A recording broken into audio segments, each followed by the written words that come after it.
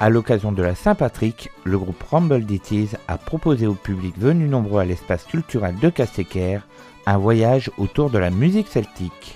Cette musique-là, c'est vraiment une musique initialement qui est une musique de danse, quoi, qui servait, qui avait une vocation festive, récréative, historiquement en Irlande, et puis qui maintenant crée des moments de convivialité dans les pubs irlandais, ce qu'on entend principalement, la musique entraînante qu'on entend dans les pubs. Le répertoire de Rumble Ditties est principalement tourné vers les musiques de l'Ouest irlandais, mais il s'intéresse aussi aux musiques des autres pays liés à la culture celtique.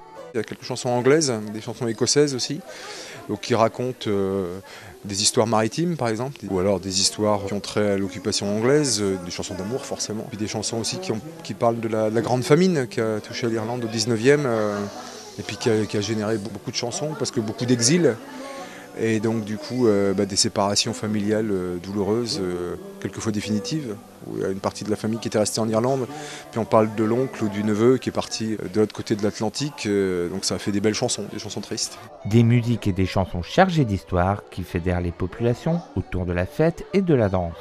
Par exemple la danse de Cayley en Irlande, c'est des danses qui sont quand même assez codifiées, il y a assez peu de danses de couple par exemple, il y a peu de valses, peu de choses comme ça.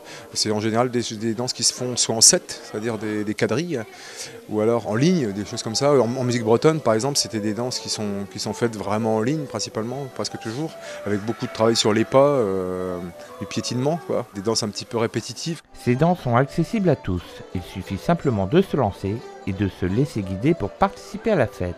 1, 2, 3, 4, on avance. On revient. On avance.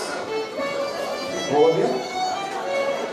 Pour la musique bretonne, précisément, c'est quand même de la musique, on dit souvent de la musique de trance, parce qu'en fait, une fois que le pas est intégré par le danseur, il se sépare un petit peu de la contrainte cognitive que représente de penser à ses pas, pour être dans une espèce d'élan commun.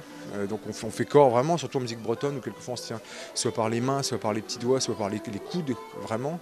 Donc il y a une espèce de cohésion de groupe. À l'origine, que ce soit au pays de Galles, en Écosse, en Irlande, en Cornouailles ou en Bretagne, ces danses étaient intimement liées à leur terroir. Quand on parle de musique bretonne, par exemple, c'est vraiment de la danse qui émane de petites communautés villageoises. C'était des danses qui étaient pratiquées toujours de la même manière. Il n'y avait pas tellement de l'aspiration à la nouveauté, il y avait vraiment la volonté de préserver une cohésion sociale, quoi, dans ces moments-là. Mais à l'heure actuelle, ces danses évoluent, notamment grâce au bal folk qui permettent à ces danses de se démocratiser et de se faire connaître au-delà de leur terre d'origine. Une évolution qui laisse plus de place à la mixité, un peu à l'image de ce que propose Rumble Ditties. On est dans une soirée métissée, puisqu'on va proposer aussi bien des danses irlandaises, vraiment, des danses de Cayley, mais qui sont mélangées avec un petit peu de danse plus générique de bal folk, comme de la chapelloise, des choses comme ça, et puis de la danse bretonne, comme des gavottes, des suites de ridés, par exemple. Et donc, historiquement, c'est pas des danses qui sont associées dans les terroirs. On ne danse pas de ridés ni de gavottes en Irlande, par exemple. Et c'est vrai qu'actuellement, il y a de plus en plus de mélange dans ce cadre-là. À l'espace culturel de Castéquer, ces initiations en danse irlandaise et celtique ont été un véritable succès. Il est aussi possible d'apprendre une bonne partie de ces danses au travers des différents bals folk qui tournent dans toute la région.